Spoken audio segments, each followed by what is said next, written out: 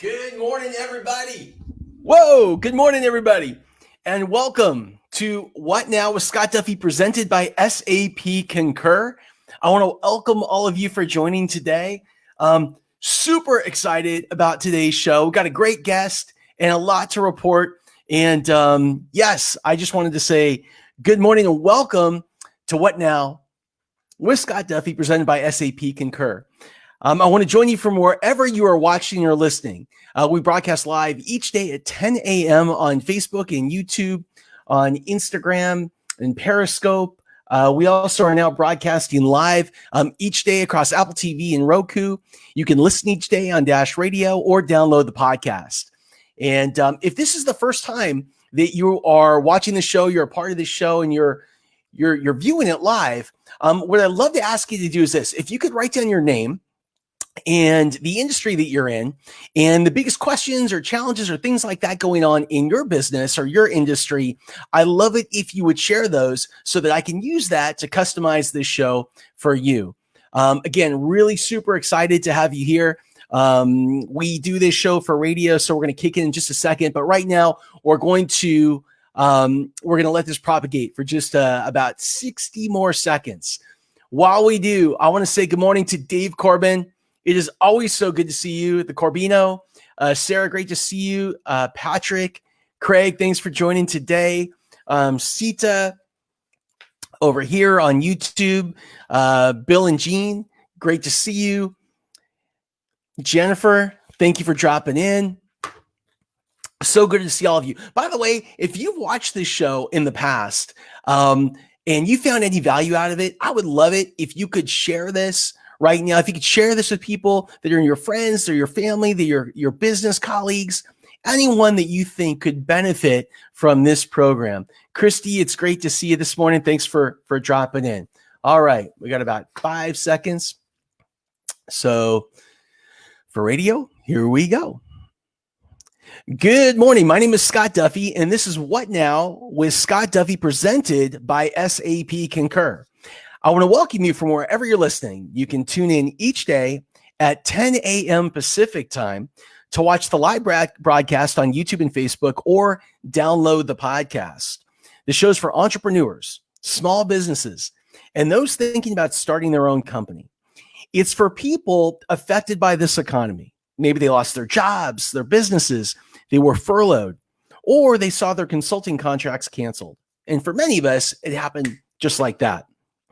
It's for people asking the question, what do I do now? And how do I come out of this period even stronger? Now, on today's show, we're going to talk about how to engage with your customers. What is the most effective way to engage with your customers and increase your sales during uncertain times? There are a lot of people right now that feel like there's something wrong, there's something like dirty, there's something you're not supposed to do when it comes to selling during these times, that somehow selling is insensitive, that somehow selling is just, I don't know, it's like a scarlet letter. And so, when we had Julie Catino on, the former VP of brand for Virgin, one of the things that she was sharing with us is this idea of stop selling and start serving. And the most graceful and elegant way to kind of manage through this issue right now was to do just that. So I'm going to bring on Jean Mcnaughton in a little bit. Jean is our special guest, and we're going to talk much more about that. Again, our goal today is to help you better engage with your customers, with your prospects, do it in a really sensible way, and increase your sales during this pandemic. Now, our special guest today is Jean Mcnaughton. Jean is the former EVP for Tony Robbins. We're going to talk about work that he did with Tony and Chet Holmes and building out business mastery. He's also the former head of success resources, running a business training events company that would fill stadiums with 10 to 20,000 people to listen to some amazing speakers. And today he's the founder of Growth Smart Consulting. And we're going to have Jean on in just a second. But first, let's talk about the news. So in the past 24 hours, the number of COVID cases worldwide has jumped to 3.7 million confirmed, with 258,000 deaths. In the US, over 1.2 million cases are now confirmed and 71,000 dead. Now, looking at the data this morning, I really dug into the data. The trending data shows that the curve is still slightly on its way up. It hasn't really gotten flat. And an internal document that was revised over the weekend has projected deaths to increase from a target that we heard 2-3 weeks ago of 60,000 to now 134,000. And that comes from the CDC. But one thing is clear, and that is we all need to get back to work. We need to get back to work. We need to get outside. And as small businesses, as micro businesses, as entrepreneurs, we don't have some of the same benefits that big companies do. We're not the ones that are getting bailed out. We're not the ones that are getting these big checks in order to stay in business. So we have to be stronger and we have to be more resilient. Yesterday, President Trump, he also said it was time to get back to work and we need to open up to save the economy. He also said that could mean more lives lost, but it's something that we need to do, which, by the way, I totally agree with. I think we need to get back to work. And if you're a person that is at risk, you just got to be more conservative. You got to stay at home. You got to stay away from people who have a higher risk of spreading COVID. You got to wear masks, gloves, whatever protective gear you have in crowded spaces. But we have got to get back to work. Also, in addition to getting back to work, this is a time where we have to take really great care of ourselves. We've got to strengthen our immune systems by exercising, by eating well, by filling our minds, with great stuff and spiritually. It's so important. And the question is, and I ask this every day, what is a world like? What does it look like when we get back? And how can we change and adapt and shift and iterate our businesses so that we are doing something spectacular? We're serving our customer and we're meeting needs, the needs that they have today in the way that they want them to be met. And the two words that keep coming back to me as I think about this are, number one, as we go back, we'll be more technical. And number two, when we go back, we'll be more local. So how can you think about your business in terms of adapting and pivoting with those two things in mind? We're entering a world that is more technical and it is more local. And so what does that mean for your business? I'm always talking about ideas for how to adapt your business because what we're going into isn't normal. It's like a whole different paradigm. And what I've shared with you in the past is this. I've shared that now your job today is to do one thing. Your job is to get in front of as many customers of your current customers or prospects as you have and ask two things. The first question, the most important question is, what is most important to you now? What is most important to you now? That's number one. And number two is what has to happen? How do you know that those needs are being met? So important because, again, really quickly, if you go to somebody, let's say you're building a new exercise product, and you go to a potential customer or a client or a prospect, and you ask them, what is most important to you about an exercise product? And they say, right now, it's easy to use. Well, here's the thing. We all have a different definition for what easy to use means. And so as a result, we may build something that's based on our definition of easy to use that doesn't match theirs. So the second most important question to ask is this. Well, what has to happen? How do you know that it's easy to use? Super important. Because what's going to happen is your target is going to give you their rules. They're going to give you their buyer blueprint. So for example, they may say, if it's easy to use to me, that means that number one, it's a tech product. Number two, it's an app that I can get on my phone. Number three, I use an iPhone. I don't use an Android. Number four, I want to pay one time. I don't want to pay a subscription. And they'll go on and on and on. And so what you're going to get is you're going to get their buyer blueprint. And your job today is not just to hear what's most important, but how to deliver, how to meet a person's buyer blueprint and build your products based on that. Stop thinking about what your next great idea is and instead start listening to what the customer wants. So yesterday, I really kind of played and I called friends. I went around the internet. I listened to the news and I sought out some new cool ideas around adapting. And one of the things I thought was cool because it was so obvious. Was people are starting to think about back to school. And when you go back to school, whenever that is, wherever you live, here in California, we hear it maybe July, kids might get in early. We hear August, kids might get in early. We hear September, we might not get till who knows?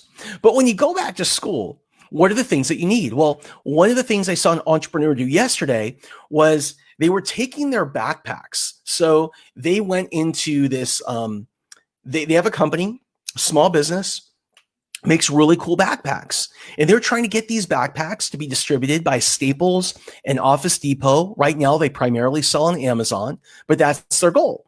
So their twist was that and again, Julie Catino, former VP of brand for Virgin, 2 days ago, said we have to have a twist. So the twist that they made was the backpack not only comes with some of your school supplies in it. So it's kind of like we talk about getting a business in a box. What this was, is it was kind of like getting your school stuff in a box. I know every summer when it's time to get ready for school, I take my daughters to Staples or Office Depot or wherever I go with them, and we have a list of things that we need to get. It's pretty much the same list every year. Pens and pencils and paper and things like that. Well, what this entrepreneur has done is they basically taken that list from the public school system in their area, and they filled their really cool backpack with all of that stuff. So you can just grab and go. And the other thing they've done is they have also included some really cool COVID stuff, some COVID pivots. And what does that mean? There's hand sanitizer. There's a mask that fits kids. Great idea, because most of the masks that you see today don't fit kids. So you got your hand sanitizer, you got your COVID mask, you got your personal protection stuff, and all of that is in like this one thing.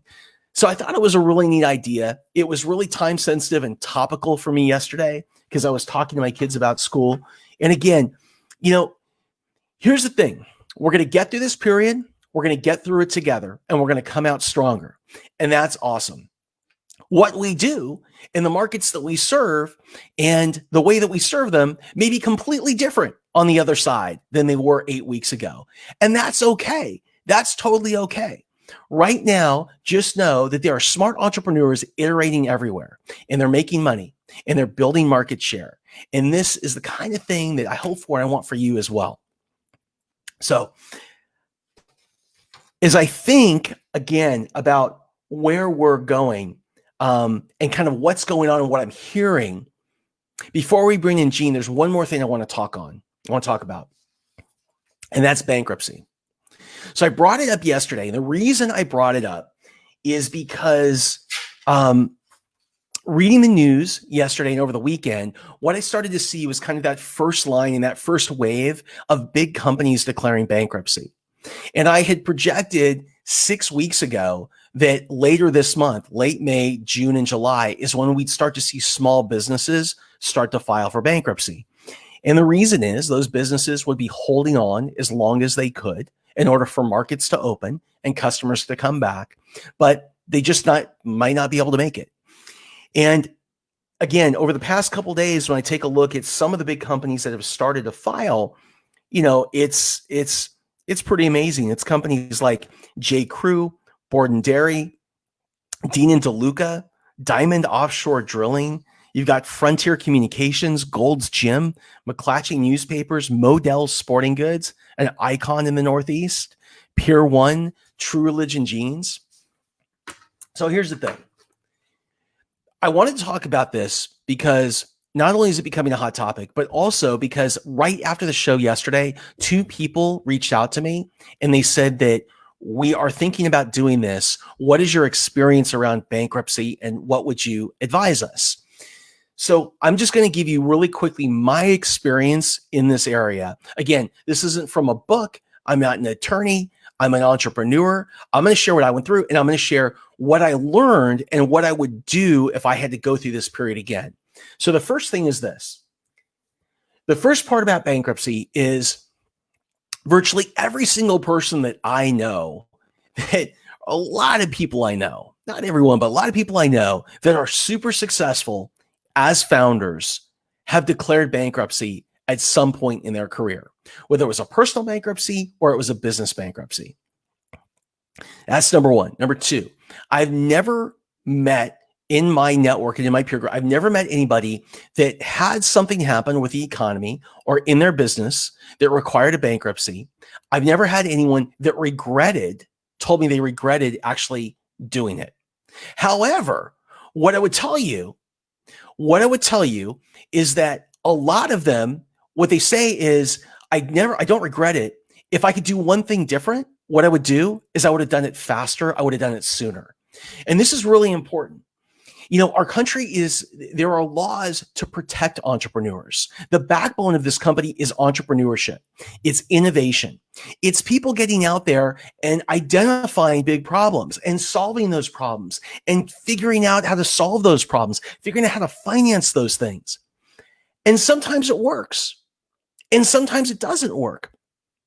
That's just how it goes. But the way our country is set up, which is amazing, is if taking that shot puts us into a hole, our country's set up to help encourage you to get back on the horse and to do it again. And that's part of what bankruptcy law is there to do. And so the biggest thing that I found for myself and with other people I know in my network that have filed, and again, didn't regret it. I don't know anybody that said they regretted it, but I know lots of people that said they would have done it sooner, is the ego is what gets in the way. The ego is what gets in the way. It's people thinking that, what are people going to think if I do this? What are people going to say if I do this? How is it going to impact my career going forward if I do this? How is it going to impact my credit going forward if I do this? Is it going to completely paralyze me if I do this? These are the questions they ask. But where they tend to get stuck is the ego. What will other people say? And as my buddy Greg Reed said yesterday, here's what other people will say. Nothing, because they're not paying attention to you. The thing is, people today are paying attention to their own stuff. In fact, they're always paying attention to their own stuff. They couldn't care less about what happens to you and potentially filing for something like bankruptcy.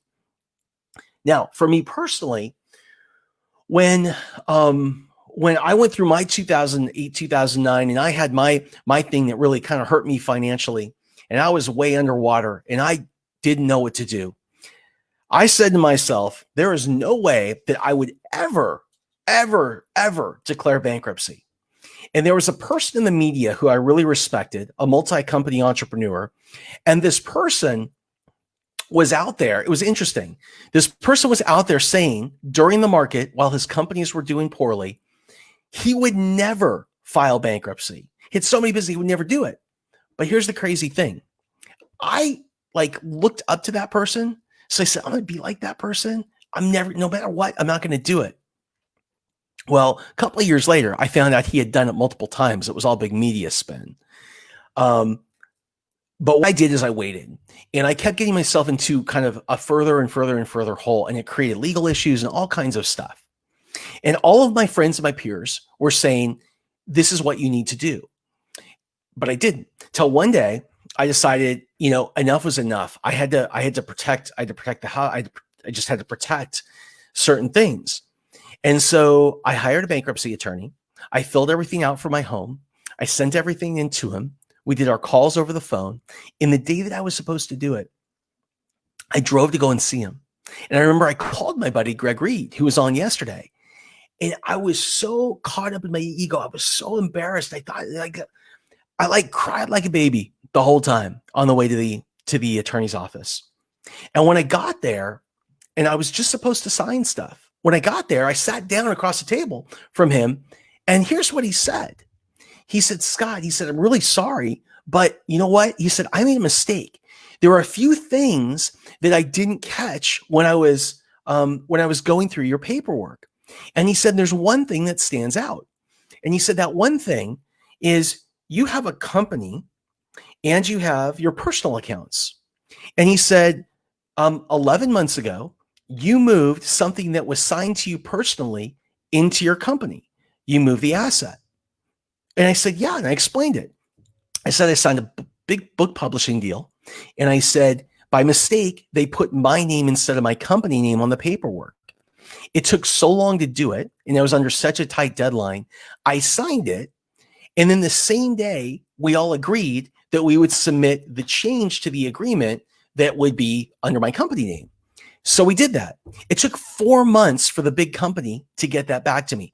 4 months for the publisher to get that back to me. Now, what the attorney told me is, because you moved that asset, he said, I don't care about your story. He said, one of these banks is going to come back and sue you. He said, so I cannot do this for you now. He said, I wouldn't put my name on it. So after all of that energy and all of that getting in my head and all of that ego and all of that upset in my stomach, I couldn't even do it. And that was so frustrating. Now, I couldn't have done it later. I didn't. Instead, I worked it all out. But that was kind of my experience. And I just, looking back, I would have probably done it much sooner. I probably would have done it very early on, because what I found is that my friends and my peers and people I look up to who have gone through this process, what they've done is, because they've reset, they've been able to get credit faster, reboot faster, build cool companies faster, apply the lessons that they learned to their new thing faster, and ultimately turn it all around. And so, this isn't I'm not telling you what to do and what not to do, but my goal is to share everything. My goal is to share the stuff that people don't normally want to talk about, but I don't care, because if it helps you to provide some perspective, that's what I want to give to you. That's my promise to you. So with that, what I want to do is I want to bring in today's special guest. And our special guest today is my buddy, Gene Mcnaughton. Now, Gene is the former executive vice president for Tony Robbins' company. He did work with Tony Robbins and Chet Holmes, which we'll talk about. He did work in launching Business Mastery, Tony Robbins' big, which we'll talk about. For a time, he ran Success Resources. This is a group that put 10 to 20,000 people in stadiums. And think about how a business like that has to pivot in this type of market.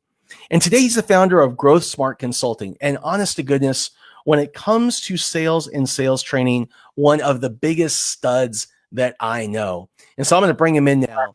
Gene Mcnaughton. Hey, Scott, can you hear me okay? Can you hear me? I can hear you perfect. Excellent. So, first of all, thank you for joining us today. Super appreciate it. I know how busy you are. I want to ask you a question.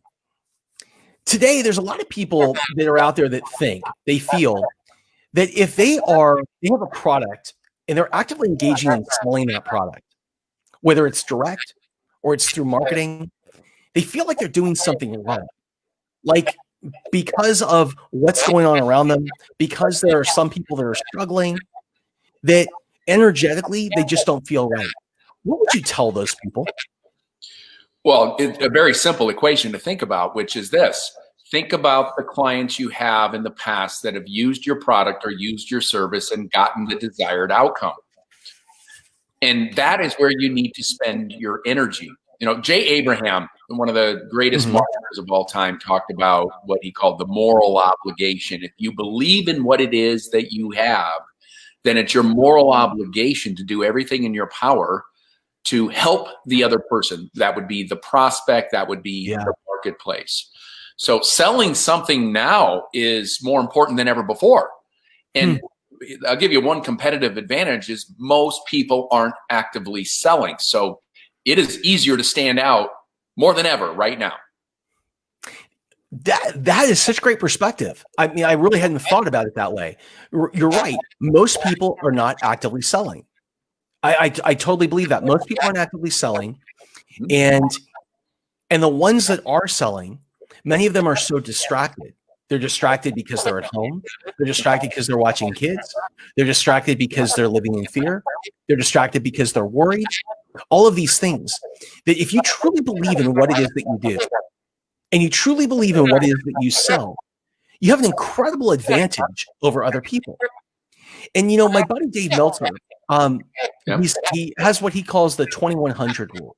And I quote this all the time. The 2100 rule is this.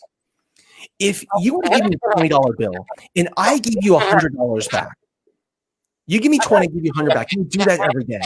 Energetically, when it comes to sales, that's the relationship that you want to have with your customer. And when you truly believe that you're doing that, you're really doing this disservice by not selling or offering them something to buy from you. Fully agree, Scott. And I want to make sure everybody gets this. There is a dynamic difference between actively marketing and actively selling versus being seen as an opportunist. You just have to go to social media and you'll see plenty of opportunists that are trying to take advantage of this disastrous situation to pitch their products and services, like overly do it.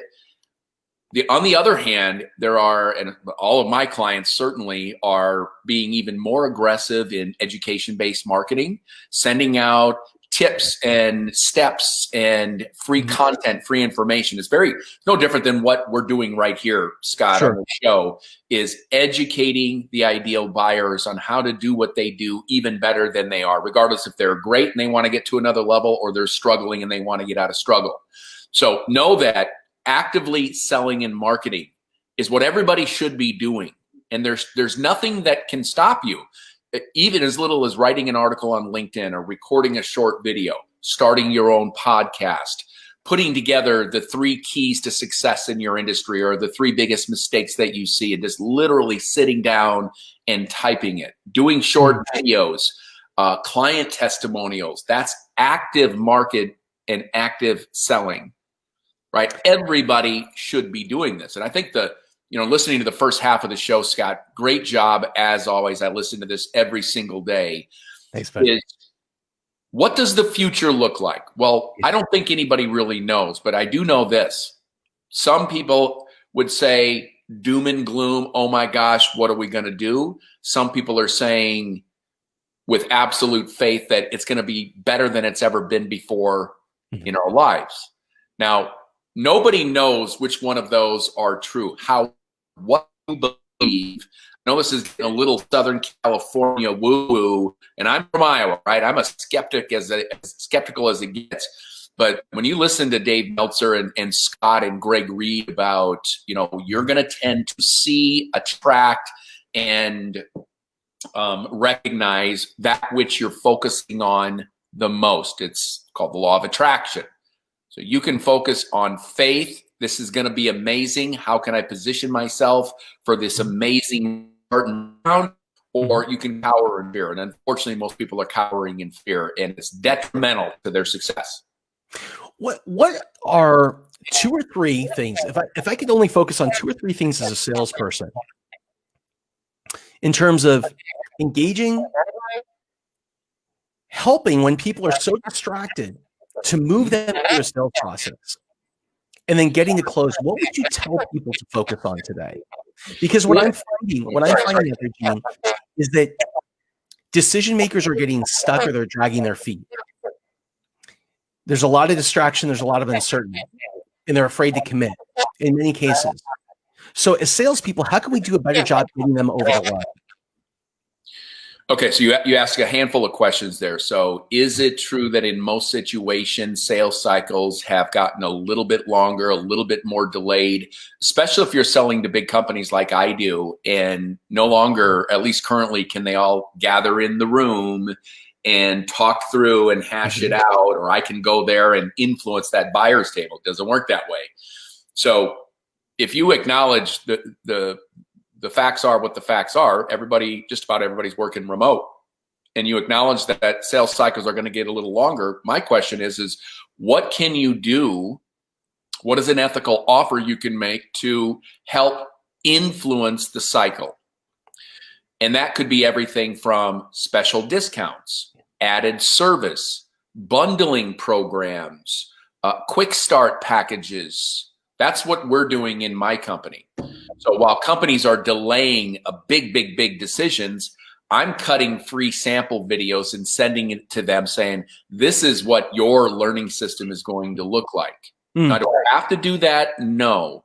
But I'm adding value when they're not asking me to add value. And that's speeding up cycles. Because in my book, I say, I'm a business growth expert, consultant, expert, whatever. But that's not just sales, that's CRM like Salesforce.com, and it's marketing collateral, case studies and white papers and education resources for that company to put out into their marketplace. Sure. What I'm saying is this is the time to be doing that. So I've taken the difficult situation and said, this is exactly why you need to do this now. Everybody's at home. You know, I'm saying to these heads of companies, your people are at home. They have more additional time than they'll ever have in their life. Yeah, exactly. This is the time to be giving them development ideas, to getting them on the conference calls, to having, whether it's me or somebody else, come in as a third party voice or somebody that brings a different perspective to inspire them, to teach them, to help them get better at their craft. So for you that are watching this right now, you can actively be, and if you're not, you're missing the boat. Even if it's posting videos on whatever social channel your desired best buyers are at. If it's B2B, it's LinkedIn. If it's stay home people, it might be Instagram and Facebook. If it's younger generation, then you better be hitting TikTok pretty hard, right? I haven't done that yet, but that's not my ideal audience. But you've got to go where the attention is and be your market's best educator. That's marketing. And you'll be surprised at how many people go, we'll take you up for the consult, we'll download the report, we'll get the free chapter out of the book. I mean, that's active marketing. And you do it by adding value to others, not by trying to hard close a deal. I really believe, and by the way, for those listening that are hearing feedback, this is an internet thing. You know, the internet's crazy today. This is kind of COVID, baby. So if you could just roll with it, we've done everything that we can. I have an audio board over here. Like everything looks right and sounds on this end, but I know that we're getting some feedback, so I apologize for that. So I really believe that one of the things that happens with people when they take a break on their career, like if they take a pause. So this is really common, or it used to be really common. I have a friend, made a bunch of money, decides to take a year off. I have a friend whose company got bought or sold, decided to take a year off, then they'll get back into it. I have a friend who maybe they were laid off and they decide, I'm going to take a year off, recharge the batteries. I haven't had this time. I'm going to get back to it. They completely drop out. They think they'll be able to drop back in seamlessly. My message to you is this: the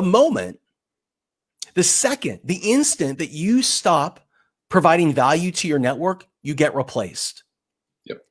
Here is your opportunity right now. Did you hear that? The moment that you stop providing value to your network, you get replaced. This is your opportunity. There are so many people caught up in other stuff that they've stopped providing value to their networks. So when things do start to pick up, those people are going to be out of sight, out of mind. This is the time that you double down on value. Now, you may say, I don't have an ebook. I don't have a this. I don't have a that. I don't have a something. I don't have a whatever. Okay. The simplest thing you can do. So I see people around me doing this. And by the way, I think it's really working. I know a lot of people in different industries that have started these little Facebook groups where once a week they get on and they do like a Facebook happy hour, you know, or a Zoom happy hour, or they do whatever. And here's the thing. Sometimes I've been told, you know, maybe 2 or 3 people come on. Sometimes 40 or 50 people come on, but they do it every week and they constantly provide value. So simple. Doesn't cost you anything.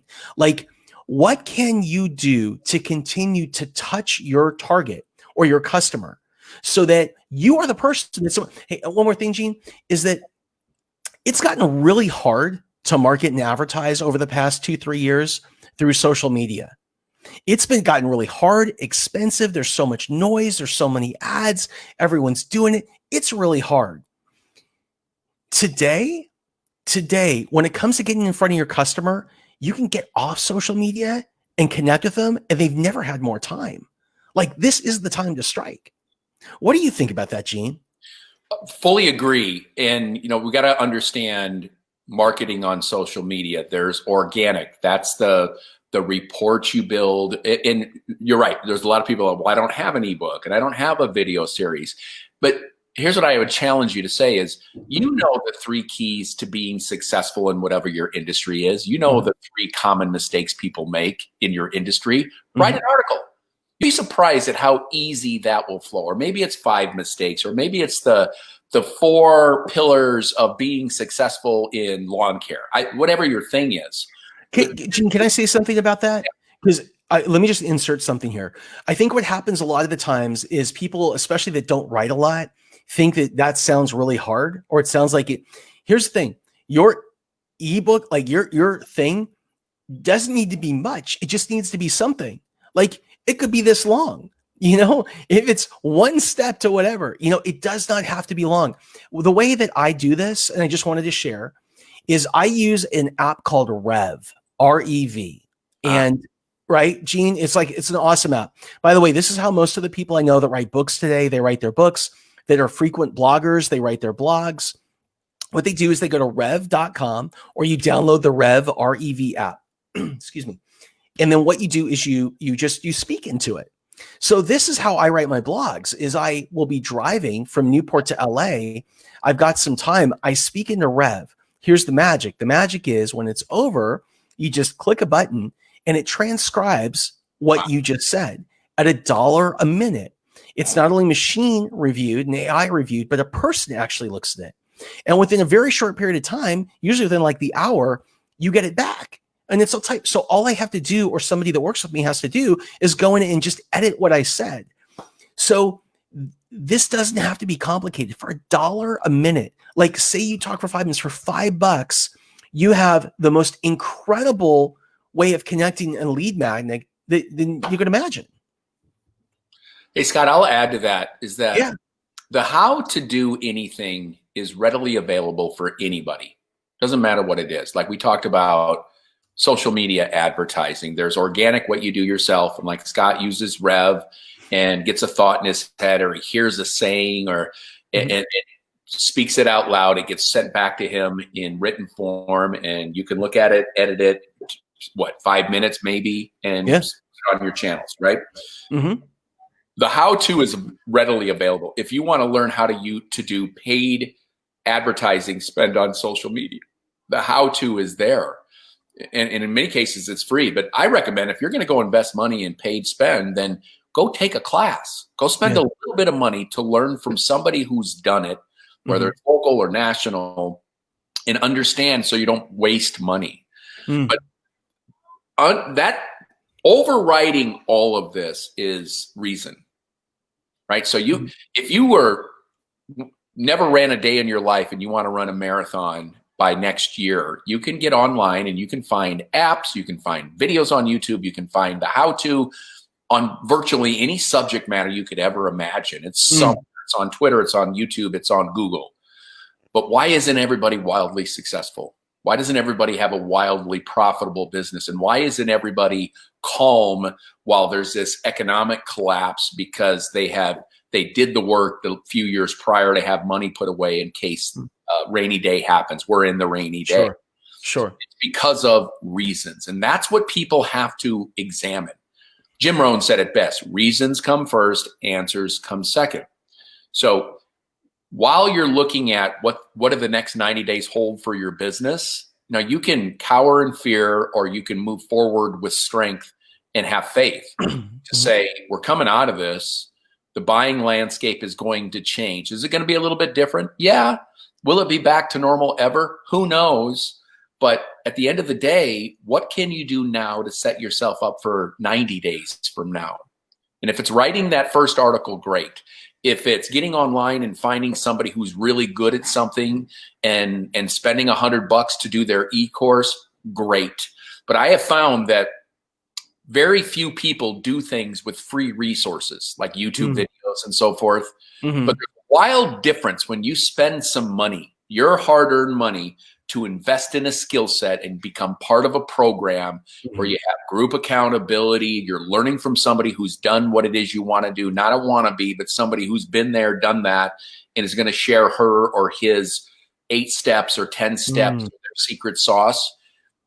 Your growth accelerates geometrically when you put money down, because what happens is you give yourself your own moral obligation to actually do the program. I just found very few people that said, yep, I learned all this. Now, granted, if I need to fix my remote control, I can YouTube that, fix it, and I'm good to go, right?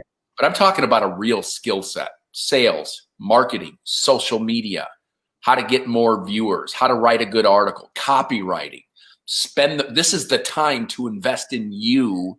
And you know that as you invest in you, like a good friend of ours, Scott, was telling me the other day that he's been doing this copywriting course. He spent $1,000.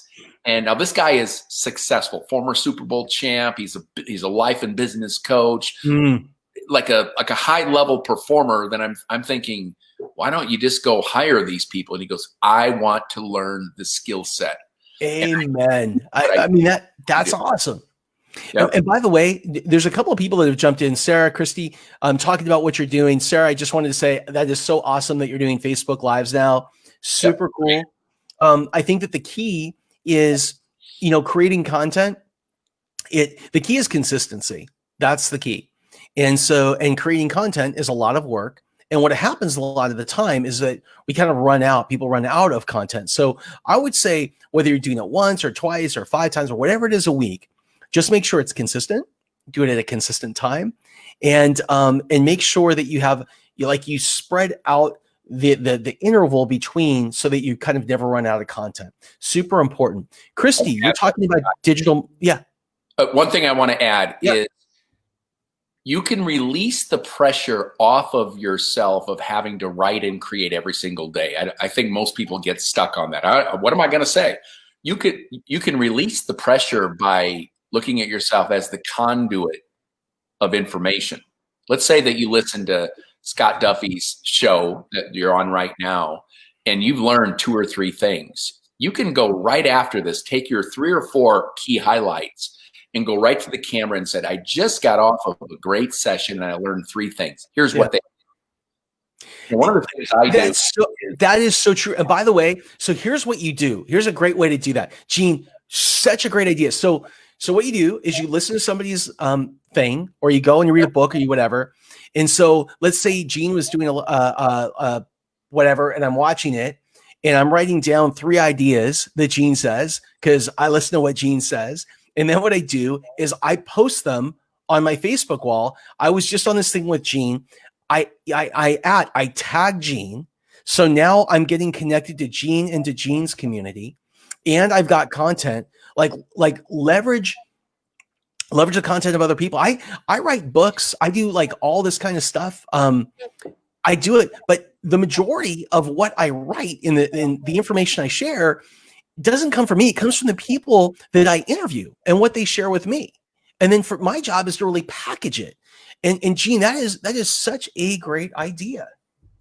Scott, I'll add, and I just happen to have because I was taking notes on your talk because I listen to your show, every day at a.m. consistency. I have a journal, and I start a new journal every year, and I take this journal everywhere. Right? There's all my notes. Yeah. I take it to church. I put it in the car when we used to go to movies, because you hear something in a movie and you're like, oh my gosh, that's so good. And I want to get it out of my head and onto paper. And in this journal, when I hear something that I've never heard before, and being somebody that reads a lot and been into personal development for more than 20 years, I think if I've never heard this, then there's a giant audience that's never heard it either. So I could say, I was at church today, and the pastor, Rick Warren, said this, and then I can interpret my take on it. Here's what it meant to me. I realize that I've been doing this and I need to do that. And boom, there's content, there's an article. And every seminar I go to, when I watch a movie, this journal is always either in my kitchen, in my office now, because we're at home. Obviously, I'm in my house. But I don't have to be the creator of every single stitch of content. I can be the conduit.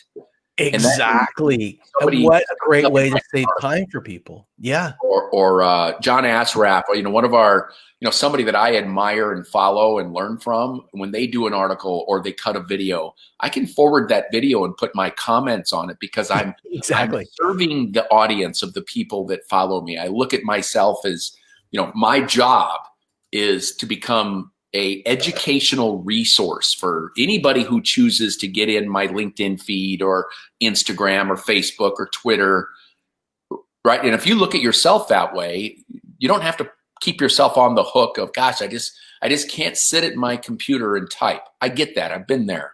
I experience that sometimes. But if you commit, if you have a strong enough reason to serve people, and you say, I am going to teach my audience, whatever your industry is, whatever your company does, whoever the customers are you serve, that you commit. You don't have to write it all. Be a great journaler. And this is a little tidbit for the audience. Yeah. And I learned this through multiple seminars. Is I start a new journal. I like to do it at the beginning of the year. People say you don't have to, but I do. Yeah.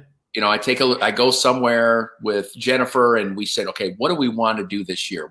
If this year, if it's now a year later and we look back and said we had the most amazing year ever, what would have to happen for us to do that? Mm-hmm. I write down financial goals. I write down my body goals. I write down physical goals, places we want to go, things I've done with the kids, how many times I want to go to church, what are some cool places we want to go? What are concerts we want to see? And I put it all here so I'm always looking at my goals and what I wrote down. And then I journal as I go to seminars or watch movies or watch videos online. Sure. There's no shortage I got enough content in the first 4 months of this year that I could post, 3 to 5. By leveraging other people's stuff.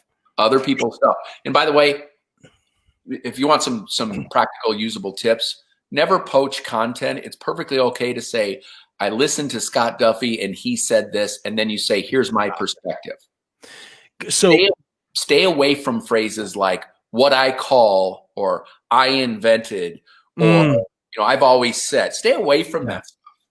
It hurts you more than it helps you. It's your delivery, it's your packaging. So I wondered about that, Gene, for years, kind of how to do that. And my favorite motivational speaker in the world is Les Brown. Yeah. Like, I'm so excited. We haven't announced the event and we have whatever, but Les Brown, you're going to be at the event May 21st. We announced on Monday, it hits the press on Monday. Les Brown is going to be one of our speakers, which I'm so excited about. And so one of the things that he does is when he's speaking, he gives you so many bites, like amazing, like morsels, like you just want to take away. But they're not all his. And he's the only person I've ever watched on stage who so consistently says the person's name and then the thing. So he doesn't say like such and such a quote by, he says so said, or when so and so said, when Jim Rohn said, when Tony Robbins said, when whatever. And what it does is a few things. One, he's giving credit. And I think that there's something about giving credit and what that does with energy in the universe, right? Because energy is so much bigger than matter. So I think that that's something that happens. I think he also sounds incredibly up to date and well-read and whatever. And it feels like he's doing a service to me by sharing that information I didn't have to go find because I'm so busy. Like there's so much that happens when you do that. And one more thing on this is it could be anything that you share. Like just give credit. So I'll give an example. I'm drinking water. It's got lemon in it. And when I'm doing this, I kind of try not to do it a lot when there's a camera on, but I like to do it. And the reason is because Stu Middleman. So when I work with Tony Robbins, Gene, you may know Stu. Stu had the 1,000-mile running race. He ran 1,000 miles in 11 days and 19 hours. The record. It was crazy. So when you add it up, he ran for like 21 hours a day. He had beliefs like he could eat. He knew his body so well. He would take an orange. He would know he needed vitamin C, touch it on his lips and his tongue, throw the orange out, and tell his brain that he had the vitamin C that he needed, and he would keep going. This is Stu. Stu, I said, what's the number one piece of advice that you would give me? He said, drink your water. No, eat your water and drink your food. And what he meant was, he said, so I was thinking about this morning. Stu Middleman, top guy in the world, what he does, said, drink your water. He say, drink it slow, swish it around in there, right? Do that. And I hadn't thought about that. We were with the Navy SEALs at the beginning of last year, we jumped out of helicopters with the Navy SEALs. That was really cool. And I remember asking a SEAL, I said, when you're out there with water and you're drinking water, what's the number one piece of advice? And he said, you're a river, not a lake. He said, just keep drinking throughout the day, just a little bit of water like a river. If you drink it all at one time, it just like lakes up in your body, and that's not a good thing. So here's the thing. Whether you like those tips or you don't, that's 2 pieces of content that I shared that I didn't have to create. All I did is say what they said to me. And what Gene has taught us today is we can take so much pressure off of ourselves by leveraging other people's content, as long as you give them credit. The second that you don't give them credit in a social media world, somebody else sees it and they find out, and you're a freaking fraud. That's what they call you, right? You're just using somebody else. You're not unique. One more story, Gene, then I want to turn it back to you. I don't think I've told this story on the show before. Back in 2000, it was a while ago, the first time I was ever interviewed on live national TV for a business show, it was actually the second time. It was first time. It was CNBC. And I remember I was so nervous, and it was on a Friday after the market closed. And after the bell, what CNBC used to do that summer is they used to go across the street. So if you don't know the geography, you have the New York Stock Exchange, and right across the street from the stock exchange is the old Capitol building. It is the original U.S. Capitol building in New York. That's where Washington led. That's where Washington was inaugurated. So what they do is they would go onto the Capitol steps, and they would set the setup. So we're recording from the Capitol, and the back shot behind Maria was the stock exchange. Really cool. But they would close the thing down. So I remember, I'm so nervous. I'm like nervous as hell to do this. So nervous. And all I could think about was me. All I could think about is, what am I going to wear? How am I going to talk this? And I wanted to model people. Back at the time, Jack Welch was the top manager out there in corporate America. And so like, I was thinking, what would he wear? What would he say? What would his gestures be? I wanted to be like, just like that. Or because I thought that's what would get me, that's what would make people believe in me and buy in me. So I'm so nervous trying to be other people. I was literally, how cool is this, Gene? I was in this place. I was like the only person in this original Capitol building. There were a handful of people outside. I crossed the velvet rope, and I stood on the block where Washington was inaugurated. And they actually had a thing where they said his feet were, and I stood in where he was inaugurated. And I'm thinking through all this stuff, scared as hell. My PR person comes up to me, and she goes, you just seem like you are so off. What's going on? And I said, well, I took her through this thing. And she said, Scott, there's only one thing that you need to know. And she said, and I think this is going to be the biggest lesson for you for the rest of your life. She goes, there's already a Jack Welch. There's already an Oprah. There's already a this. There's already a that. What people want is you. That's what people want. Be you. And so as you're leveraging other people's content, deliver it in a way where you're you, because that's what people are going to fall in love with. So, Gene, how do you see that kind of thing as it relates to sales?